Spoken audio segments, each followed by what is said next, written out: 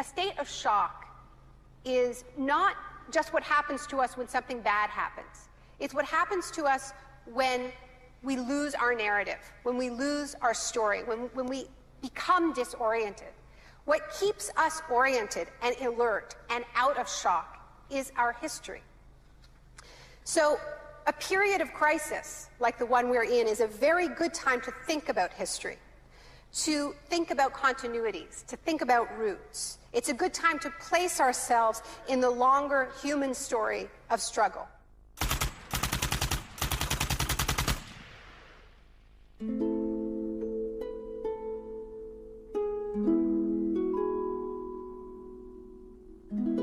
The story begins on June the 1st, 1951, when representatives of Western intelligence agencies secretly met with academics at Montreal's Ritz-Carlton Hotel. This meeting contributed to military-funded research into the effects of sensory deprivation at McGill University. Sensory deprivation really is a way of producing extreme monotony. It causes loss of critical capacity. The thinking is less clear. The subject complains that he can't even daydream. And when you have college students that can't daydream, they're in a bad way. I began to think while we were doing our experiments that it's possible that something that involves physical discomfort or even pain might be more tolerable than simply the deprivation conditions that we studied. Hebb decided to stop work on the research. But I had no idea when I suggested that what a vicious weapon, potentially vicious weapon, this could be. These are the days and hours are the occasion. But experiments at McGill continued under the ambitious head of psychiatry, Dr. Ewan Cameron. What he did was much more than what we had done. We did our work strictly with the understanding that the subject could get up and walk out at any point he wished to, and some of them did. Cameron's patients were not so lucky. The Allen Memorial Institute, where he worked, began to resemble a macabre prison, where Cameron performed bizarre experiments on his psychiatric patients. Cameron wanted to de-pattern or wipe clean his patient's mind, so he could rebuild them from a blank slate. Janine Huard was a young mother of 4, suffering from postnatal depression. I used to shiver when they told me about, you're going to get a shock treatment tomorrow. I used to shiver. I was so scared of it.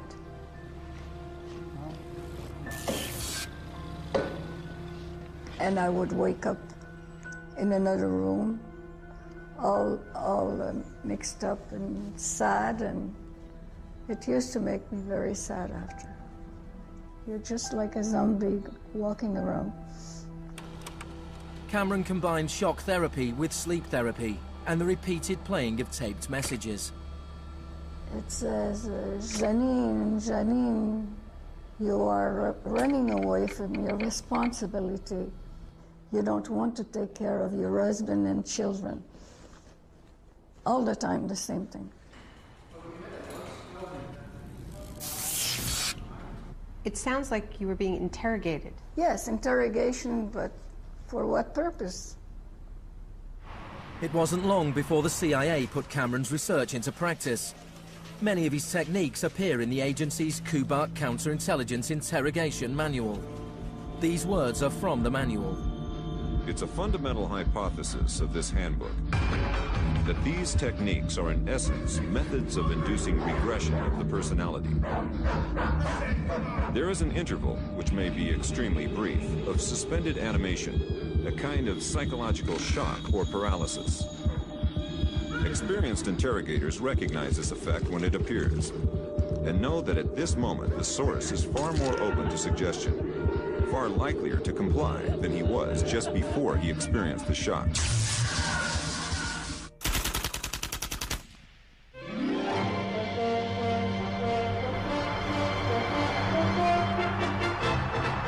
At the same time as Ewan Cameron was conducting his experiments in Montreal, an exponent of another kind of shock was working not so far away. Milton Friedman was teaching economics at the University of Chicago. He believed economic shock therapy could encourage societies to accept a purer form of deregulated capitalism. In October 2008, in the midst of the biggest financial crisis since 1929, Naomi Klein went to the University of Chicago to talk about Milton Friedman. When Milton Friedman turned 90, the Bush White House held a birthday party for him. And everyone made speeches, including George Bush. But there was a really good speech that was given by Donald Rumsfeld. My favorite quote in that speech from Rumsfeld is this. He said, "Milton is the embodiment of the truth that ideas have consequences." What I want to argue here is that the economic chaos that we're seeing right now on Wall Street and on Main Street and in Washington stems from many factors, of course, but among them are the ideas of Milton Friedman. The Wall Street crash of 1929 led to the Depression of the 30s.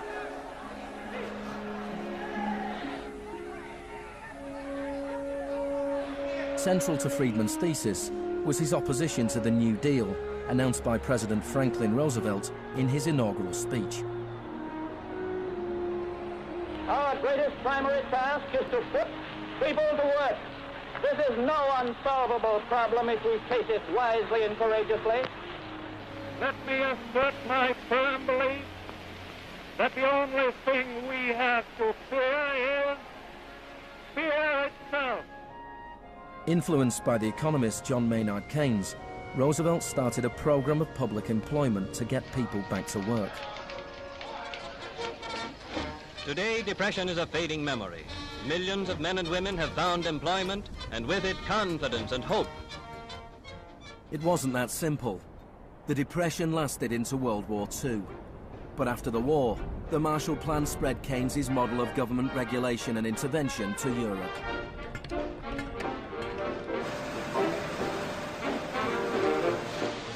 His principles were widely accepted, but not in the economics department of the University of Chicago. Milton Friedman from this university waged a war against the New Deal. Friedman was a member of a group called the Mont-Pelerin Society, led by the Austrian economist Friedrich von Hayek. They believed that if governments stopped providing services and stopped regulating markets, the economy would correct itself. In the 50s, they were seen as cranks, but over the last 30 years, their ideas have become the dominant economic doctrine. The thesis of the shock doctrine is that we've been sold a fairy tale about how these radical policies have swept the globe. That they haven't swept the globe on the backs of freedom and democracy, but they have needed shocks, they have needed crises, they have needed states of emergencies. Milton Friedman understood the utility of crisis. Only a crisis, actual or perceived, produces real change. When that crisis occurs, the actions that are taken depend on the ideas that are lying around.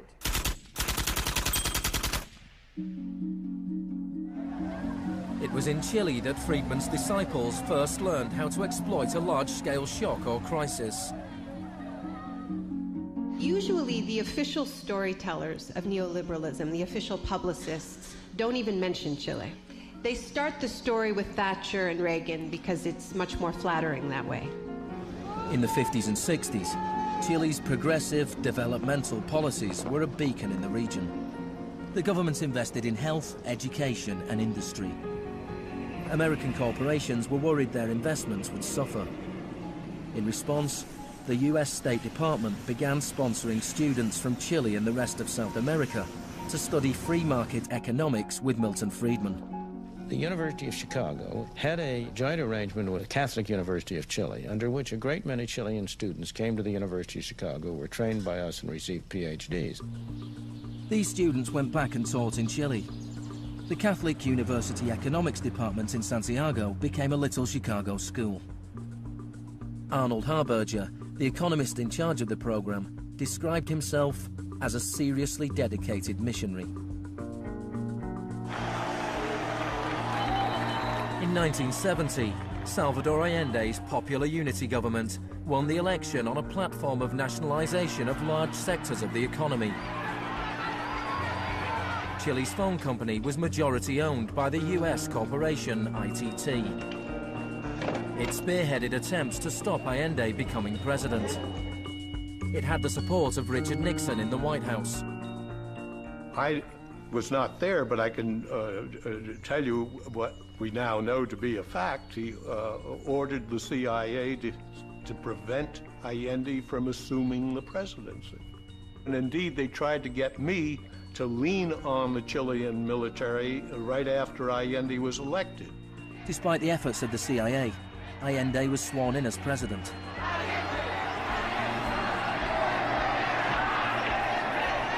Richard Nixon ordered the CIA director to make the economy scream. Señor Nixon es presidente de Estados Unidos y yo soy presidente de Chile. Yo no tendré un término despectivo contra el señor Nixon mientras el señor Nixon respete al presidente de Chile. Preparations began for the military coup. The Chilean Chicago boys started work on a 500-page economic blueprint called the BRIC. With US funding, everything was done to destabilize the economy. Truck drivers went on strike, bringing factories and shops to a standstill. There was a failed coup attempt on June the 29th, 1973. And then on September the 11th, with General Pinochet leading the army, the assault began on the presidential palace.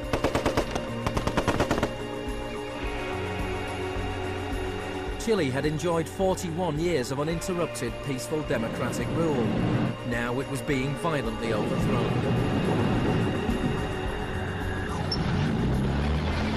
Pinochet and his supporters described the coup as a war. It was certainly designed to look like one. It was a Chilean precursor to shock and awe.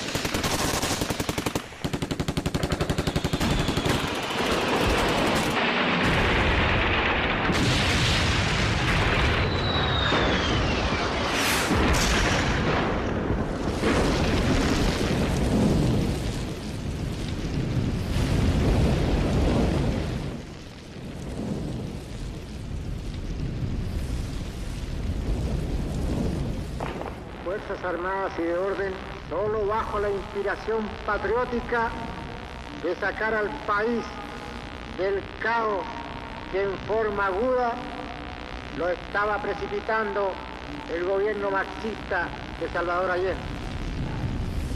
The Chicago boys delivered their economic blueprint, the BRIC, to Pinochet.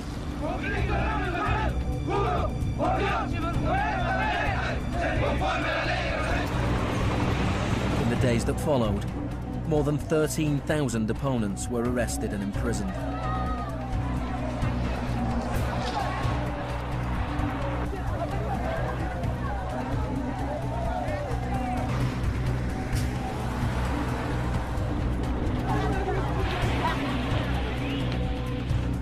Thousands of prisoners were held in the National Stadium. Many were tortured. Chile became notorious around the world. ¿Cuántas personas?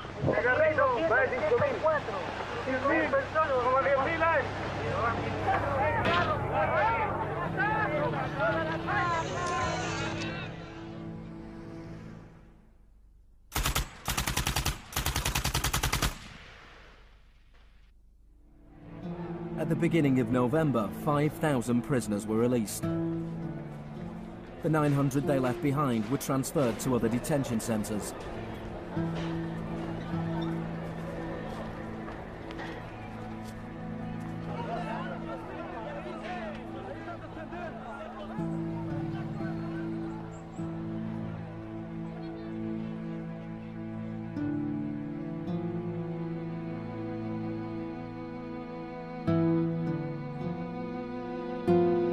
Less than a month later, FIFA allowed Chile to play a World Cup qualifier in the very same stadium. Their opponents, the Soviet Union, refused to play there, so Chile were allowed to score into an open goal and went through to the 1974 World Cup finals.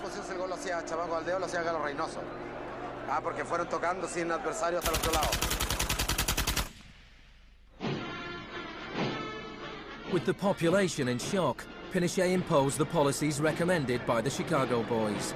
Removal of price controls, the sale of state companies, the removal of import barriers and cuts to government expenditure. Friedman later openly acknowledged the importance of the Chilean experiment. Here was the first case in which you had a movement toward communism, which was replaced by a movement toward free markets. It didn't work. A year later, inflation was 375% per year, the highest in the world. So in March 1975, Arnold Harberger and Milton Friedman flew into Santiago. He used a phrase that had never before been used in a real-world economic crisis. He called for shock treatment. He said that he was like a doctor that was going to help a country that was suffering an epidemic, and he was simply prescribing the medicine. Friedman wrote that General Pinochet was sympathetically attracted to the idea of a shock treatment, but was clearly distressed at the temporary unemployment it might cause.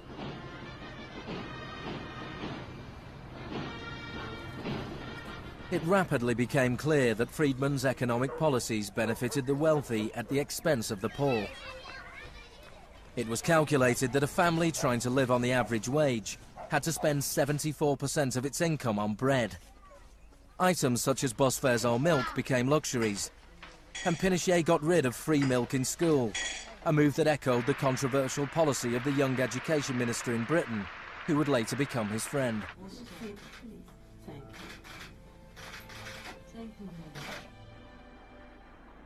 In order to enforce these economic policies, there had to be an enemy to fear. Tampoco creo yo que se haya triunfado totalmente sobre el marxismo. El marxismo es como un fantasma. Cuesta mucho tomarlo. Mejor dicho, no se puede tomar.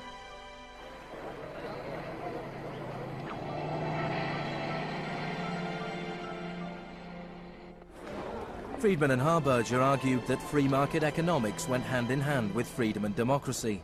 But in Chile, where their ideas were being implemented within the context of a military dictatorship, the opposite was true.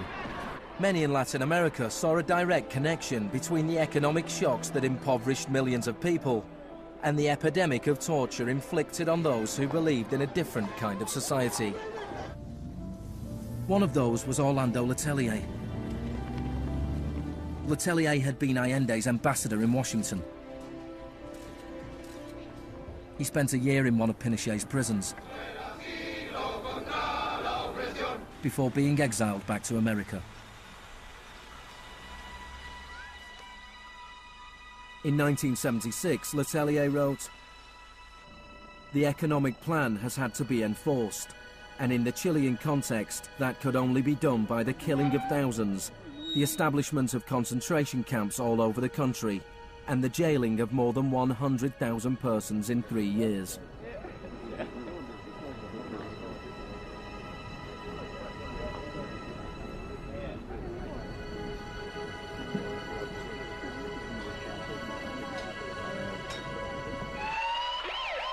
Less than a month later, Letelier was killed by a car bomb. Good evening. A powerful bomb today tore through a car as it was driving along Washington's usually quiet Embassy Row. The Chilean was Orlando Letelier, who also had been foreign minister during the last months of the late Salvador Allende's Marxist regime. Richard Roth reports. Michael Townley, a member of Pinochet's secret police, was behind the bombing. He'd entered the US on a false passport with the knowledge of the CIA. Michael, buenas noches. Buenas noches, Pablo. la opinión del Poder Judicial chileno, ¿hay confianza en él? Mire, yo confío plenamente en la justicia chilena, como patriota y luchador antimarxista y juntista por sobre todas las cosas. Despite his confidence, Townley was extradited to the US and convicted of Letelier's murder. Pinochet ruled Chile as a military dictator for 17 years, but in a frank interview, Harberger remained in denial. You cannot have a repressive government for long within a genuinely free economic system. In the same year as Orlando Letelier's murder, Milton Friedman was awarded the Nobel Prize for Economics. You people have such a distorted idea of what went on. Let me tell you some facts.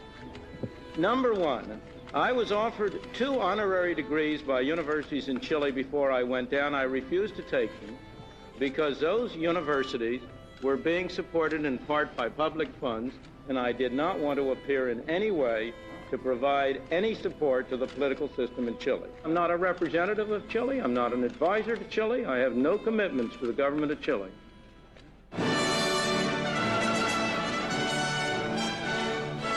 I now turn to you, Professor Milton Friedman.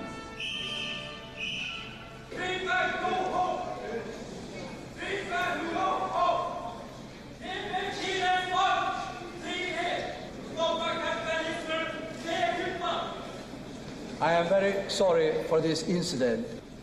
It could have been worse.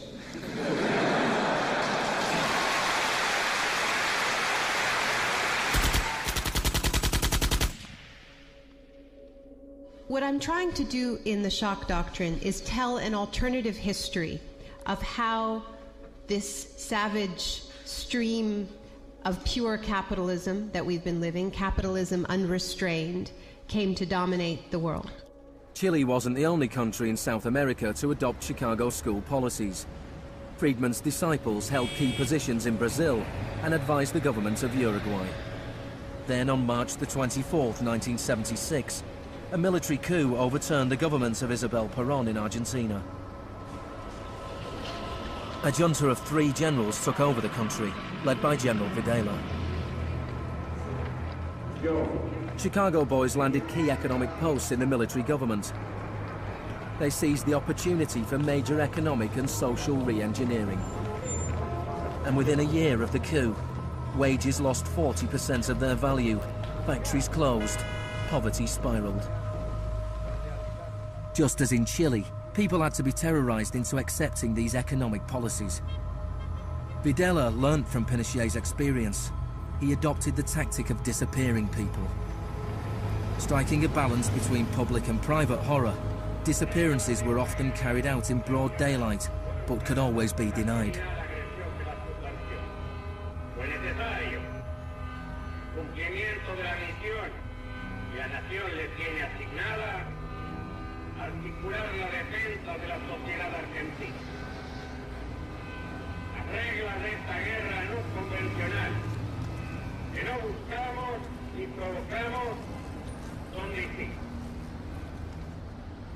Many of the techniques used by the Chilean and Argentinian military had been learnt in the US-run School of the Americas. Torture techniques taught, from rape to derobing to torture with pointed objects, breaking of extremities, poking eyes out, branding. In Latin America, there are various regimes which at the moment are abusing human rights. Political murder, torture, deportations, imprisonment without trial, using the techniques they may have learned in this establishment. You may be right. If you can say that the skills which we've taught here have been applied, I can't deny that.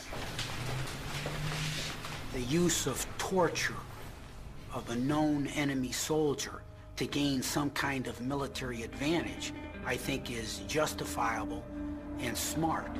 To go beyond that, to use torture techniques merely to intimidate people is completely wrong, unethical and immoral.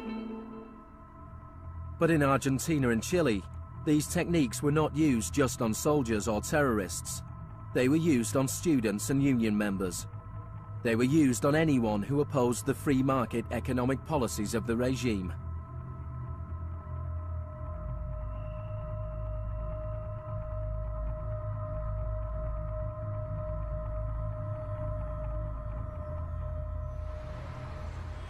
In 1978, the Argentine junta hosted the World Cup. The final was played in the stadium less than a mile away from the biggest detention camp in the country, where thousands of prisoners were held in torture chambers. Decir que con los goles, con el grito de gol, se tapaba la voz de los secuestrados, los gritos de los secuestrados era una realidad. Organización extraordinaria, miles y miles de banderas, miles y miles de gargantas enronquecidas, 25 millones de argentinos que tienen un solo color, el celeste y blanco.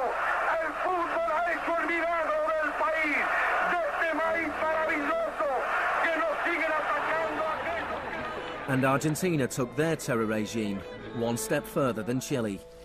Among the disappeared were hundreds of pregnant women, women who were allowed to give birth before being murdered. De todas aquellas mujeres que estaban embarazadas, les permitieron tener a sus hijos para una vez que nacieran sacárselos. Y eso sucedió con 500. Yo soy uno de esos 500. Those children, many of whom were raised by families connected to the military, were a powerful reminder of the junta's project to re-engineer an entire society.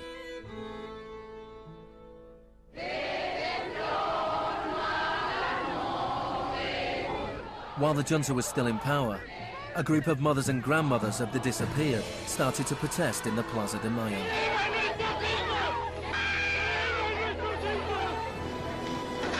They turned detective, searching for the disappeared children. After the junta collapsed, some were found and reunited with their families. Occasionally they found remains. Mostly they found nothing. General Videla was found guilty of murder, kidnapping and torture.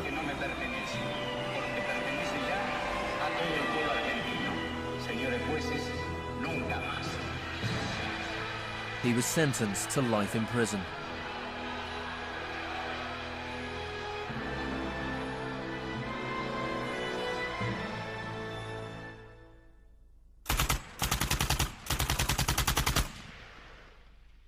Early experiments in Latin America presented Friedman and his cohorts with a serious ideological problem. Friedman had promised that these policies would not just make the elites richer, but that they would create the freest possible societies, that this was a war against tyranny, that capitalism and freedom went hand in hand. Yet here we see that in the 70s, the only countries putting these ideas into practice were military dictatorships. Nixon had fully supported imposing these types of brutal free market policies in South American dictatorships. But when it came to domestic economic policy in the United States, where Nixon had to worry about getting reelected, it was a very, very different story.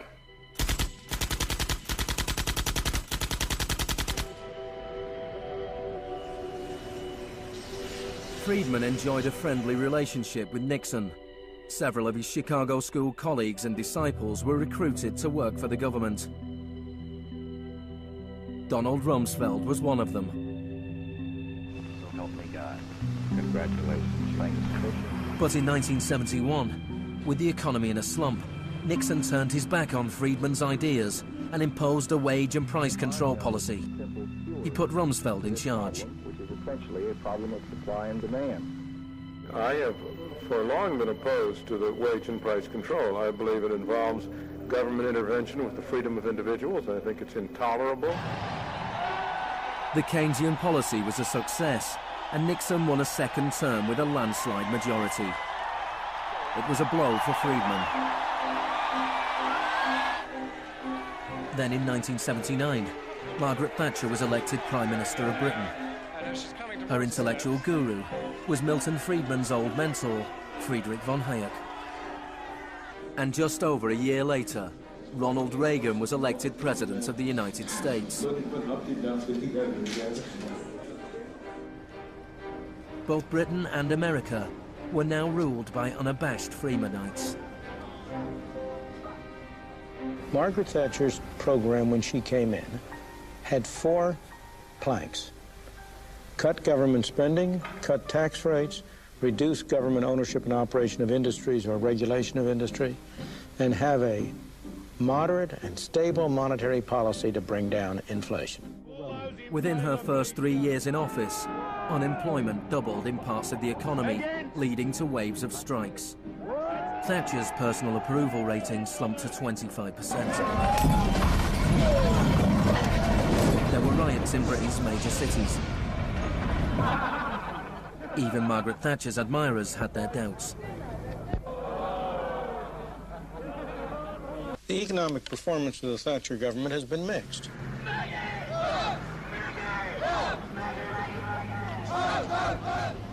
To those waiting with bated breath for that favorite media catchphrase, the U-turn, I have only one thing to say.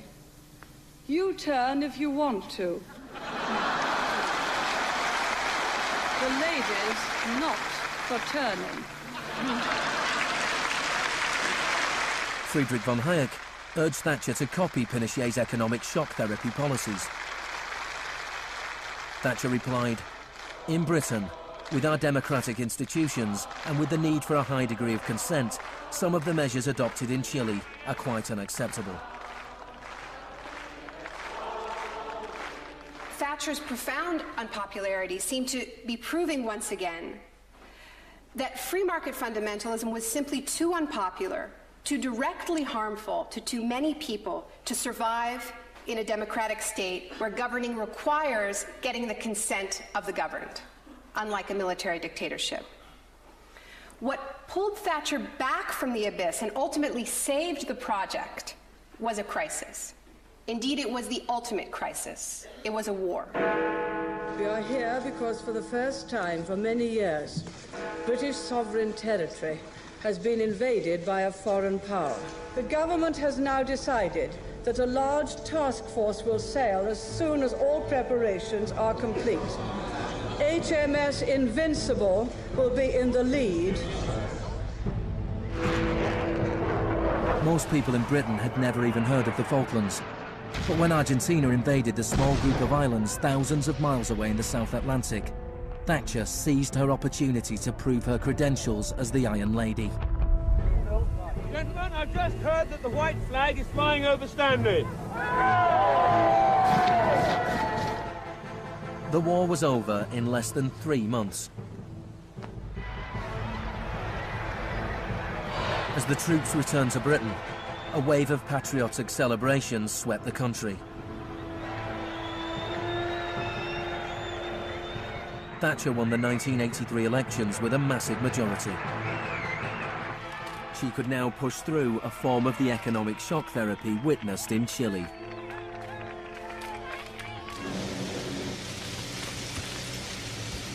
The most powerful union in Britain was the National Union of Mine Workers. When the National Coal Board tried to close pits down, the miners went on strike. Parts of central London are brought to a halt as thousands of miners and sympathizers march through the city in support of the miners' strike. It's Britain's longest and most bitter since 1926, and the most expensive ever. The strike lasted almost a year. Thatcher used every means at her disposal to destroy the union.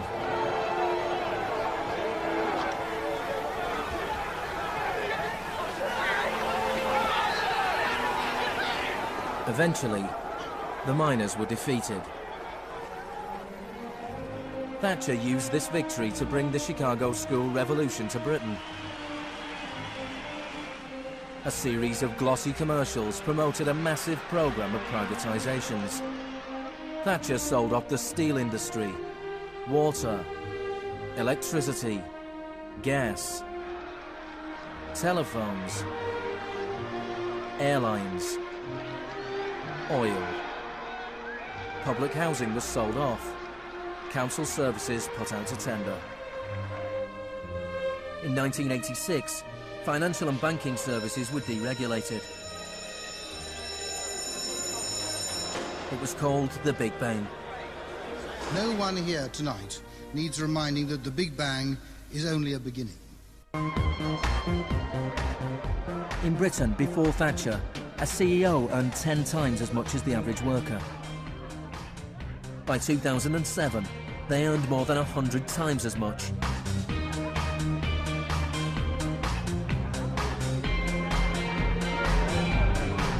In the US, before Reagan, CEOs earned 43 times as much as the average worker.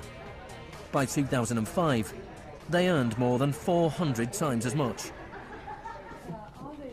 Friedman openly acknowledged the importance of Thatcher and Reagan in the spreading of Chicago school policies around the world.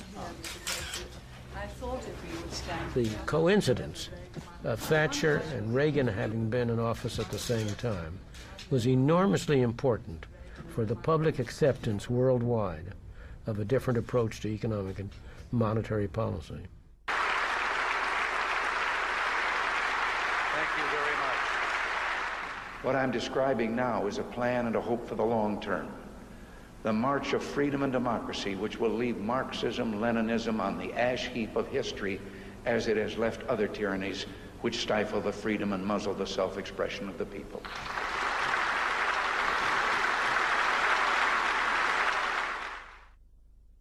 Now, we all know the fairy tale about the fall of communism, that the West under Reagan and Thatcher looked so prosperous to the people of the former communist bloc that they themselves demanded radical free market policies. Now, this really is a fairy tale. It is true that people who had been living under authoritarian communism genuinely wanted democracy. And it's also true that people wanted to be able to go out and buy blue jeans and have Big Macs. That is true. But that does not mean that they wanted the kind of Wild West capitalism of oligarchs gone mad and no social protections that so many Eastern Bloc countries actually ended up with and suffer under to this day. Thatcher had done everything she could to break the power of the unions in Britain.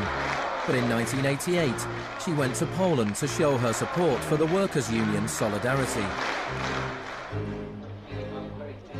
How do you see the process from where you are now to where you want to be? Strikes in Poland led to Solidarity being allowed to contest a general election in June 1989. This triggered a wave of demonstrations throughout Eastern Europe.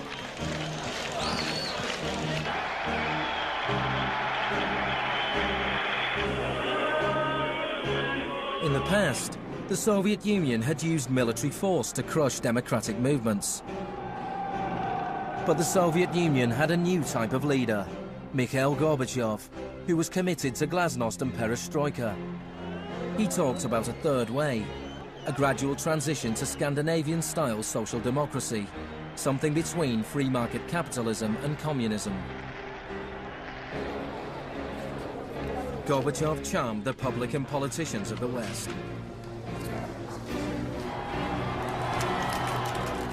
He's a bold, a determined and courageous leader. Gorbachev stood and watched as one by one the old communist regimes collapsed.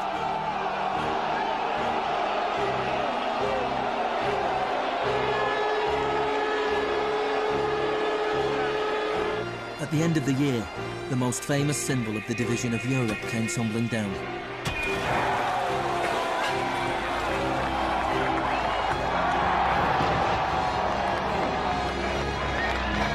For Friedman and the Chicago boys, a whole new world opened up. In the Soviet Union, Gorbachev was hoping to gradually reform the Russian economy. In 1991, Gorbachev was invited to the G7 summit in London. He was hoping for financial support for his gradual economic reforms. Instead, he was told that unless he embraced radical shock therapy, there would be no aid at all. Thank you, Mr. President. That's not a little close. The next month, there was a coup attempt against him. A group of Communist Party hardliners placed Gorbachev under house arrest in his holiday home in the Crimea. Tanks surrounded the White House, the Russian parliament.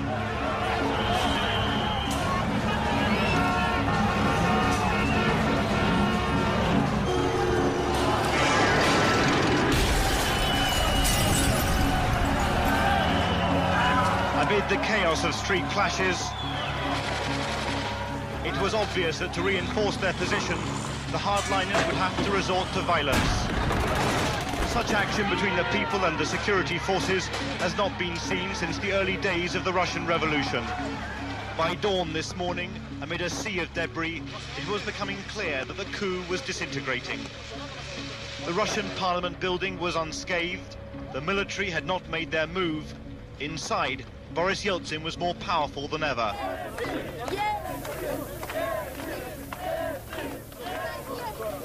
This was Yeltsin's finest hour.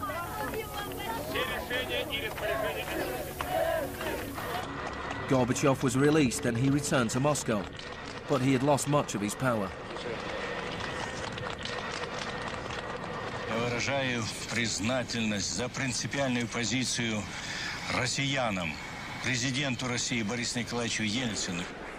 In December 1991, the Soviet Union was dissolved, a profound shock for the Russian people.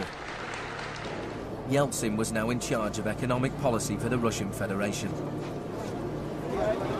The free market came to Russia. There was chaos. The adoption of Chicago school policies in Russia marked the beginning of a new chapter in the free market crusade. It was all shock, no therapy.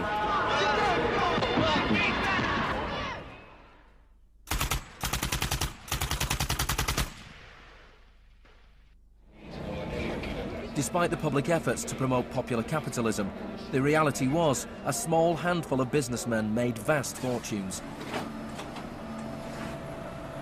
State industries were sold off at bargain basement prices. The Russian press dubbed Yeltsin's advisors the Chicago Boys.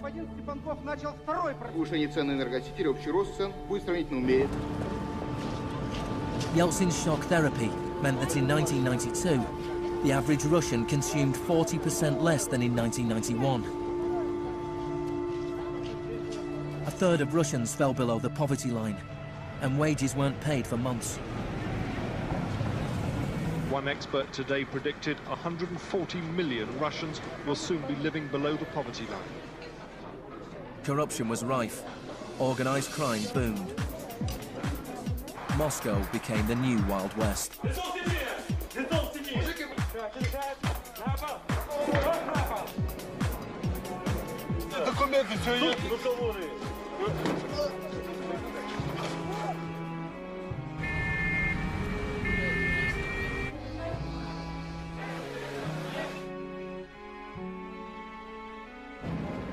The majority of Russians opposed the Chicago Boys' radical vision for their country. In March 1993, Parliament made a crucial decision. It voted to repeal the special powers it had given to Yeltsin. Yeltsin declared a state of emergency.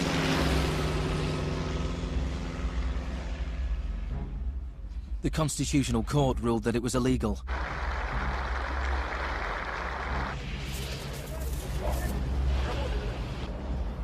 On September 21st, Yeltsin took the Pinochet option and dissolved Parliament. Сегодняшнего дня прерывается осуществление законодательной, распорядительной и контрольной функций съезда народных депутатов. The West threw its weight behind Yeltsin. We feel that Boris Yeltsin is the best hope for democracy in Russia. 2 days later, Parliament voted to impeach Yeltsin by 636 votes to 2. Thousands of supporters of the Parliament gathered outside the White House and marched on the television station.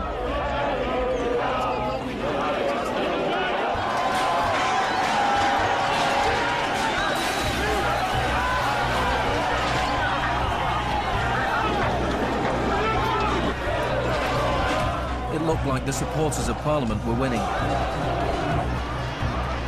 Yeltsin flew back to Moscow from his holiday home. That night, 100 demonstrators were killed as the Yeltsin authorities fought back.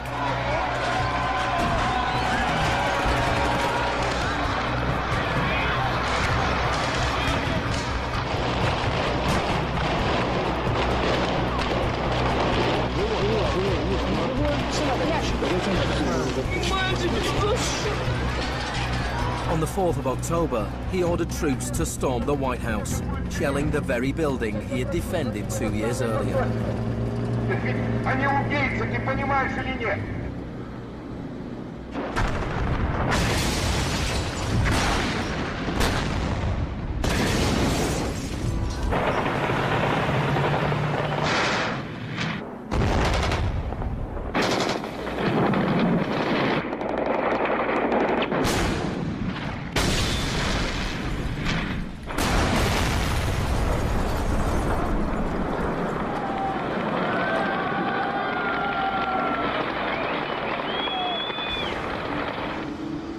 Warren Christopher, the US Secretary of State, said, "The United States does not easily support the suspension of parliaments, but these are extraordinary times."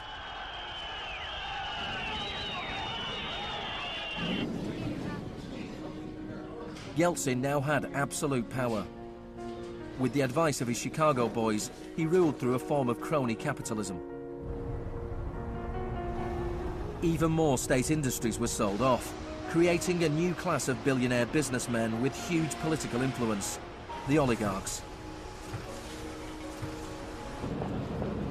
By 1998, 80% of Russian farms were bankrupt and 70,000 state factories were closed. In 8 years, the number of people living in poverty increased by 72 million. Meanwhile, Moscow would go on to have more billionaires than any other city in the world.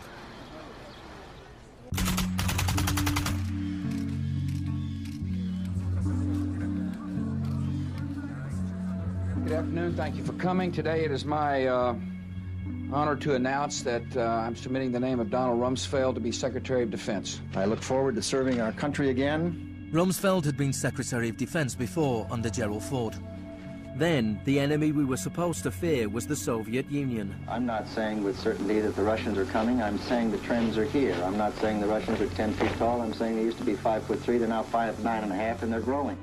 Now there was a new enemy closer to home. On September the 10th, 2001, Rumsfeld made a speech laying out his plans to privatize much of the US military. Milton Friedman would have been proud. He said, "The topic today is an adversary that poses a serious threat to the security of the United States of America. This adversary is one of the world's last bastions of central planning. It governs by dictating 5-year plans. Perhaps this adversary sounds like the former Soviet Union, but that enemy is gone. This adversary is closer to home. It's the Pentagon bureaucracy. Today, we declare war on bureaucracy." The next day, American Airlines Flight 77 crashed into the Pentagon, killing 184 people.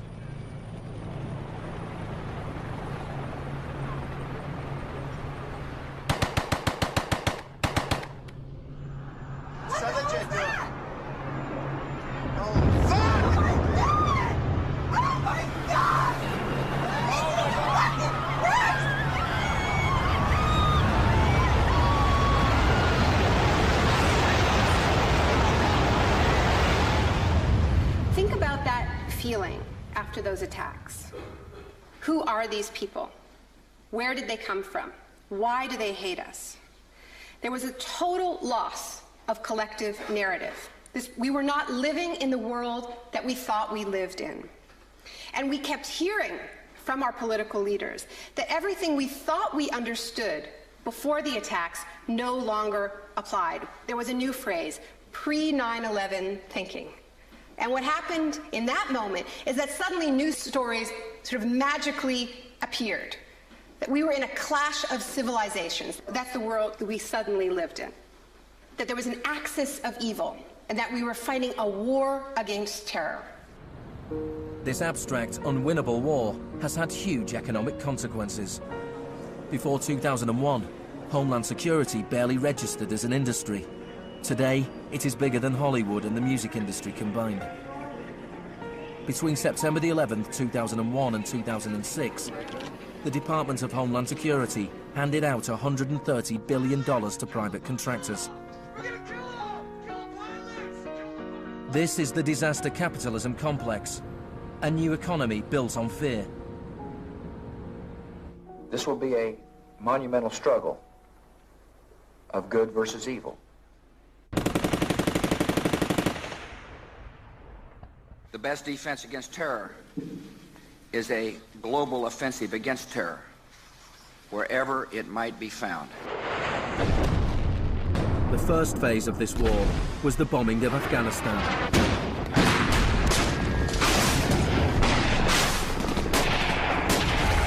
The Taliban government was quickly overthrown.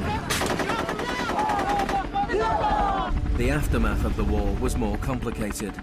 Our fight against terrorism began in Afghanistan, but it will not end there. We're primarily looking at detainees that we can use. We're collecting intelligence.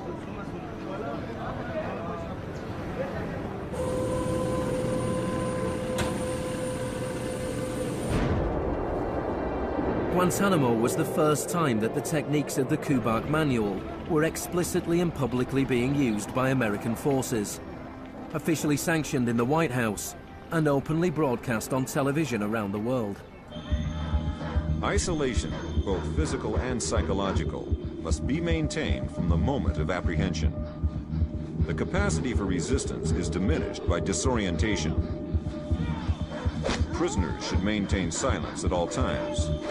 They should never be allowed to speak to each other. 3 of the prisoners were Asif Iqbal, Ruhal Ahmed and Shafiq Rasool from Tipton in England. They spent more than 2 years in Guantanamo before being released without charge. Mentally, yeah, you couldn't speak to nobody, you couldn't do nothing, you couldn't stand up. And just sitting there, you'd be in your thoughts all the time thinking, what the hell's going on, where the hell am I? Are we going to be staying here for the rest of our lives? Are we going to be going back home? Will we ever see our family again? Of the 779 prisoners that have been held in Guantanamo Bay, only 3 have ever been convicted of any offence.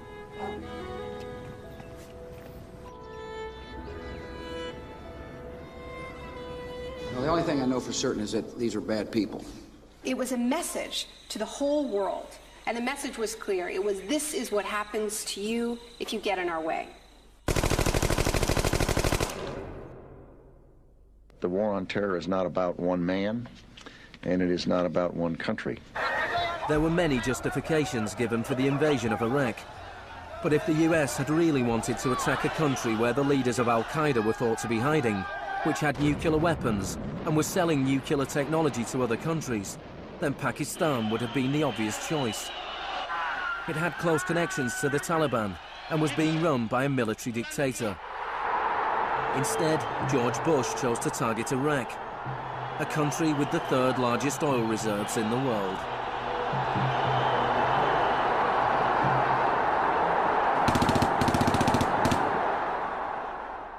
Now, about the Defense Department's war plan. It is not like that for the Gulf War. It's more along the lines of the Panama invasion of 1989. CBS News has been told it would start on what's called A-Day. A as in airstrikes. Airstrikes so devastating, they would leave Saddam's soldiers unable or unwilling to fight. The idea is to rain down the thunder so hard as to create, quote, shock and awe. If the Pentagon sticks to its current war plan, one day in March, the Air Force and Navy will launch between 300 and 400 cruise missiles at targets in Iraq. More than were launched during the entire 40 days of the first Gulf War. The sheer size of this has never been seen before, never been contemplated before. Harlan Ullman is one of the authors of the shock and awe concept, which relies on large numbers of precision-guided weapons. So that you have this simultaneous effect, rather like the nuclear weapons at Hiroshima, not taking days or weeks, but in minutes.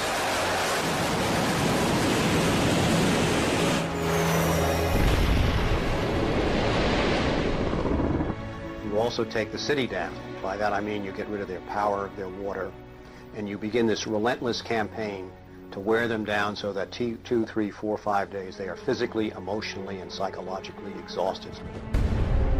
Last night, a square mile in central Baghdad seemed like hell on earth. During the first wave of the bombing, The citizens of Baghdad suffered a version of the sensory deprivation described in the Kubat manual. In the chaos that followed the overthrow of Saddam Hussein, the US did little to stop the looting. Some US officials even thought it gave them a head start on dismantling the Iraqi state. John Agresto, Director of Higher Education Reconstruction, said he saw the looting of schools as the opportunity for a clean start. In fact, before sanctions, Iraq had the best education system in the region. 89% of Iraqis were literate. By contrast, in New Mexico, John Agresto's home state, 46% of the population were functionally illiterate.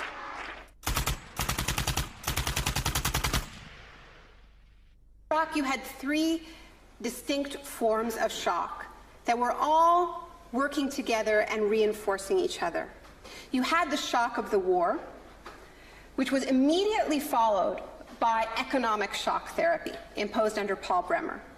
And as resistance to that economic transformation, that very rapid economic shock grew, you had the shock of enforcement, including torture.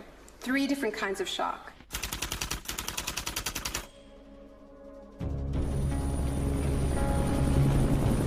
In May 2003, Paul Bremer was appointed US envoy to Iraq. 2 weeks after he arrived, he declared the country open for business. We considered that the coalition had very broad authorities to determine the direction of the Iraqi economy. Bremer knew little of Iraq, but he knew about disaster capitalism. He had launched crisis consulting practice at the start of the Homeland Security boom. Today is a very important day in Baghdad. Bremer spent the first 4 months passing classic Chicago school laws. Rumsfeld described Iraq as having some of the most enlightened and inviting tax and investment laws in the free world. One of the first acts of Bremer was to fire 500,000 state workers. This was partly an act of debartification, but slashing governments was also vintage Friedman. Money was promised for reconstruction. Our investment in the future of Afghanistan and Iraq is the greatest commitment of its kind since the Marshall Plan. But in fact, it was just the opposite.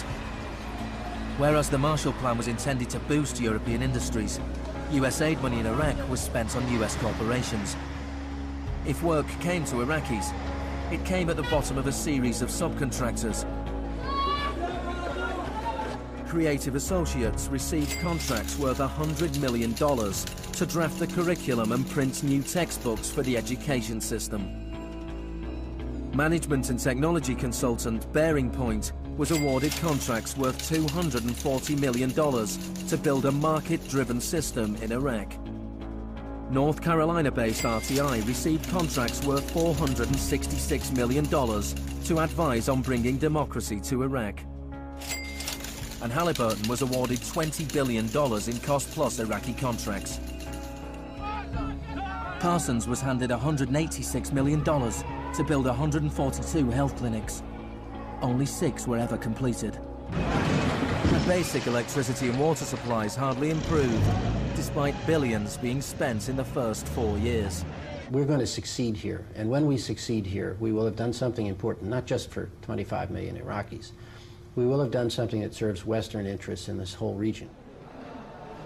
Even the new Iraqi currency was printed abroad. Let me show you an example of these notes.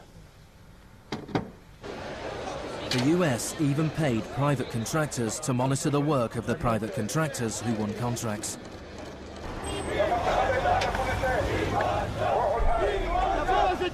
I was in Baghdad in 2004, and this is the period when bombs started to go off regularly in Baghdad. In fact, the night that I arrived, a bomb went off very near our hotel. But what was really striking to me in this period was that despite the violence and despite the chaos, the next day, Iraqis were out in the streets protesting. 19 killed and 100 injured in Najaf. And what they were demanding at this time was elections, the right to actually have a say in what the post-Saddam era would look like.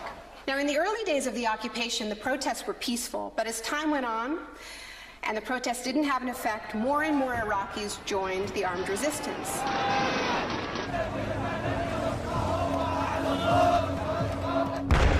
The violence spun out of control.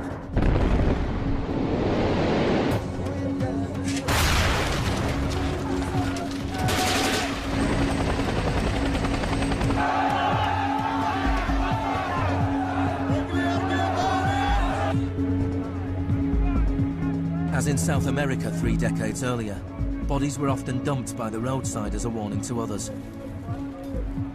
These were Iraq's disappeared.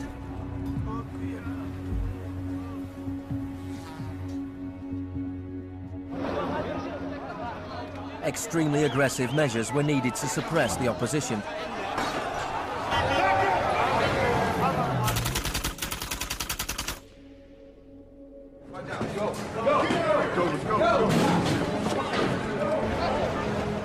The first 3.5 years of the occupation, 61,500 Iraqis were captured. By spring 2007, 19,000 remained in custody.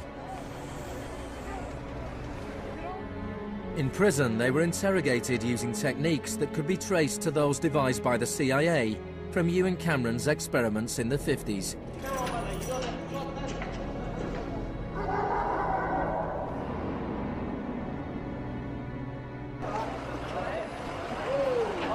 According to the Red Cross, US military officials admitted that between 70 and 90% of arrests in Iraq were mistakes.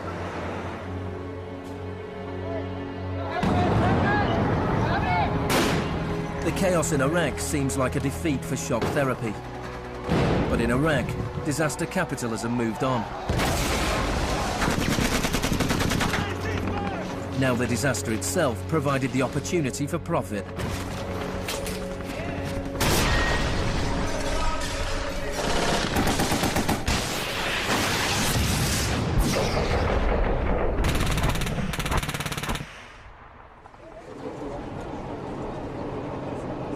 US military spending has almost doubled since 2001, nearing $700 billion per year. As long ago as 1961, President Eisenhower, not a noted liberal, warned of the danger of a too powerful military. Now, this conjunction of an immense military establishment and a large arms industry is new in the American experience. We must guard against the acquisition of unwarranted influence, whether sought or unsought, by the military-industrial complex. We must never let the weight of this combination endanger our liberties or democratic processes. The war in Iraq is the most privatized war in modern history. The Green Zone in Baghdad is an extreme version of what is happening around the world. A privatized, secure world protected from the chaos outside.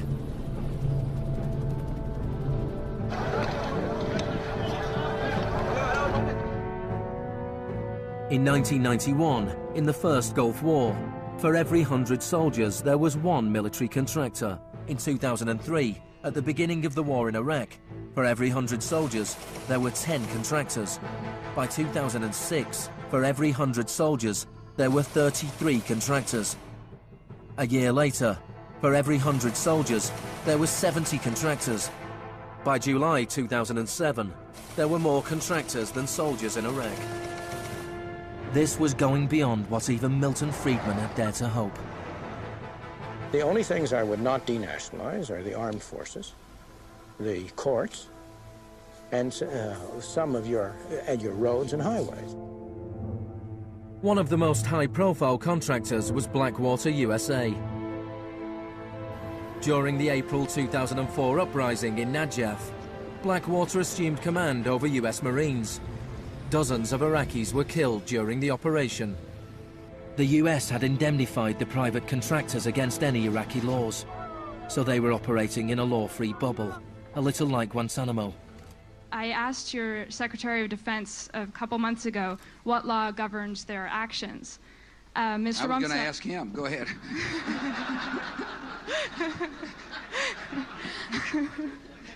Help. Well, I was hoping...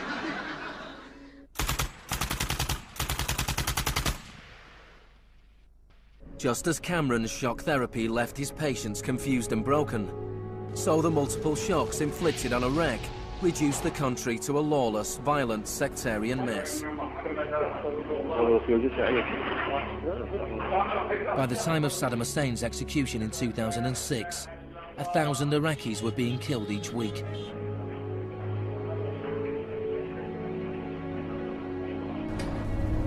By April 2007, the United Nations High Commission for Refugees estimated 4 million people had had to leave their homes. Hundreds of thousands of Iraqis had died. I think the historians will write very clearly that we did a great and noble thing here.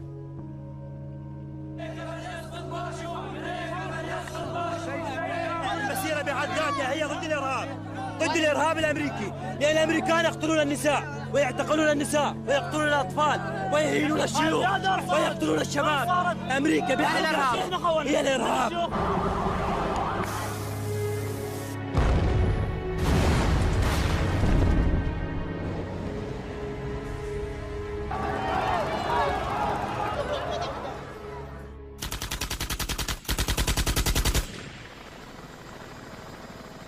When Hurricane Katrina hit New Orleans in August 2005, the world was shocked to witness a sort of disaster apartheid. The economically secure drove out of town, while tens of thousands of the vulnerable were stranded with little or no help from the state. I went to New Orleans while the city was still underwater, and what I saw was that what I had witnessed in Iraq was repeating, not in the aftermath of a war, but in the aftermath of a tremendous natural disaster.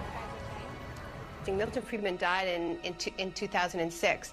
His very last piece of public policy recommendation was an op-ed he wrote for the Wall Street Journal 3 months after Katrina. He said, "Most New Orleans schools are in ruins, as are the homes of children who have attended them. The children are now scattered all over the country. This is a tragedy. It is also an opportunity to radically reform the education system." He was advocating the wholesale privatization of the school system of this city. It was his sort of swan song.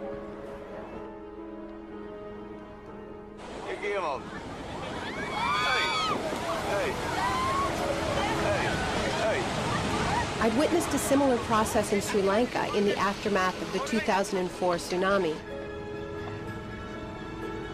People who lived on the beaches for generations were prevented from returning so that the land could be privatized and sold off to luxury hotels.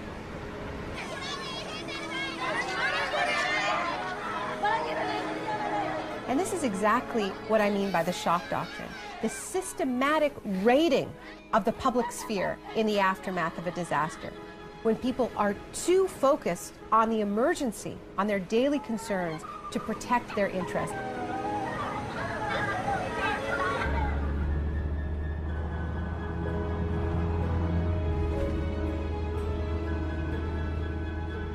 Maybe the first act of resistance is to refuse to allow our collective memory to be wiped.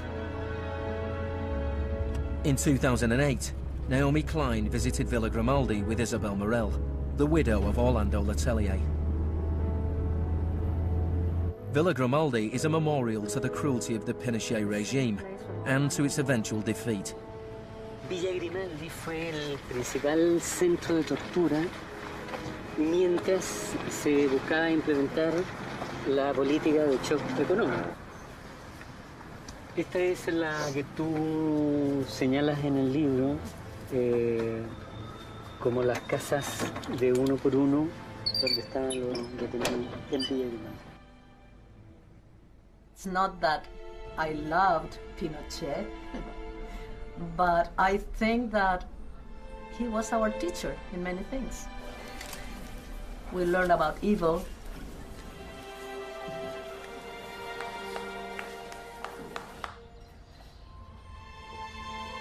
In 1998, Pinochet was arrested while he was in London.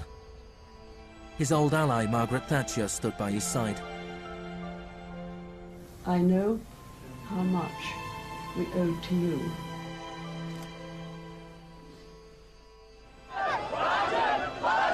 It took 30 years for the economic experiment originally test-driven by Pinochet to make its way around the globe to Iraq.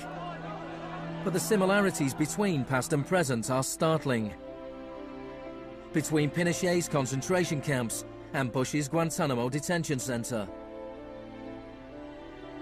Between the disappeared in Chile and those in Iraq.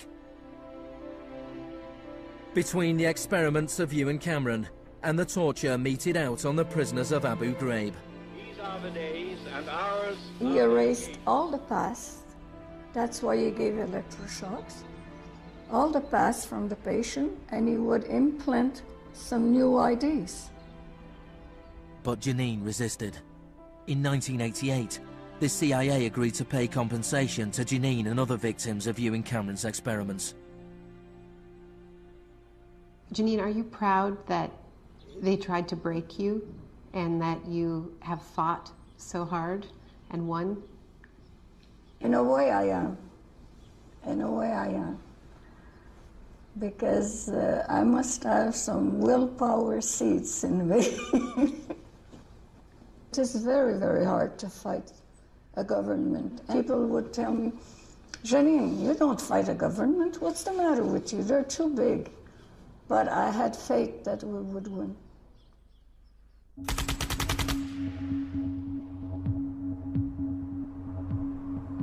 It is in the nature of unregulated markets to be volatile. Bubbles are allowed to inflate, and then, inevitably, they burst. Since the deregulation of the Big Bang in the 80s, there have been a number of market shocks. In 1987, there was Black Monday. Markets fell spectacularly. It was the largest one-day percentage decline in stock market history. In 1992, there was Black Wednesday, when currency speculators made fortunes betting against the pound. In 1997, there was the Asian contagion. In 1 year, $600 billion disappeared from the stock markets of Asia.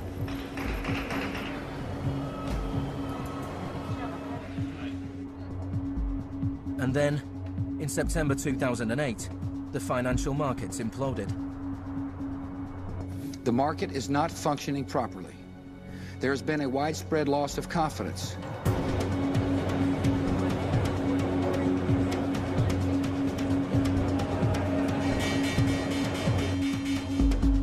On September the 15th, Lehman Brothers filed for Chapter 11 bankruptcy protection. Yet only 1 week later, it was announced that workers at their New York office would share $2.5 billion in bonuses. It is estimated that Wall Street firms paid $18.4 billion in bonuses last year, the year of the crash. Despite the torrent of populist rhetoric about taking on the fat cats and standing up for the little guy and saving Main Street, not Wall Street, we are witnessing a transfer of wealth of unfathomable size. It is a transfer of wealth from public hands, from the hands of government, collected from regular people in the form of taxes, into the hands of the wealthiest corporations and individuals in the world. Needless to say, the very individuals and corporations that created this crisis. We are in the midst of a once-in-a-century credit tsunami. I found a flaw. I don't know how significant or permanent it is, but I've been very distressed by that fact. In the United States, it was the financial crisis that secured Obama's victory. Americans wanted to change course. Hello, Chicago!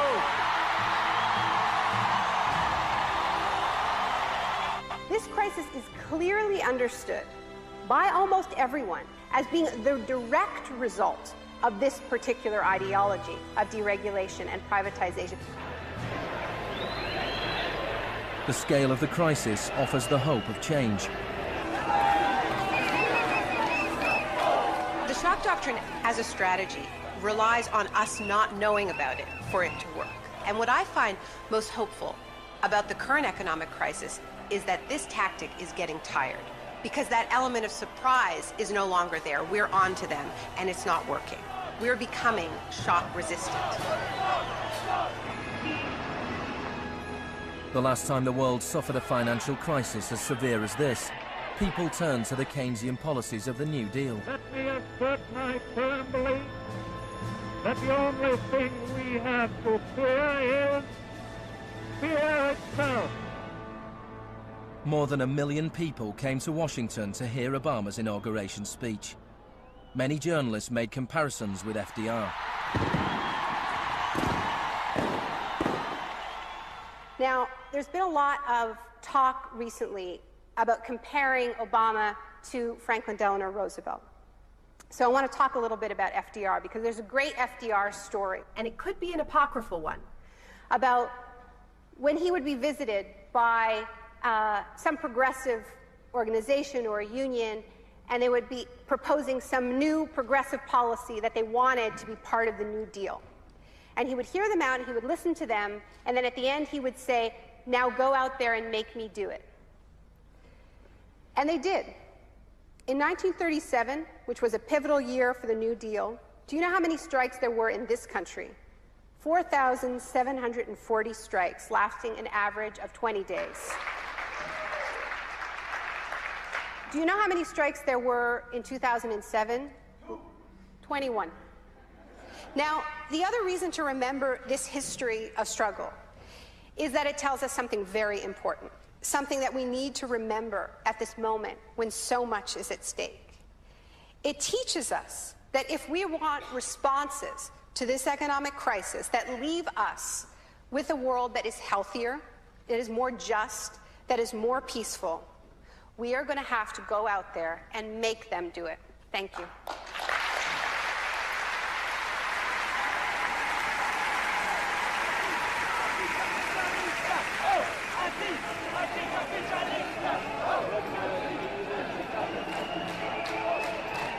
Next week's exclusive new true story is Nursery University, more for Tuesday night at 10.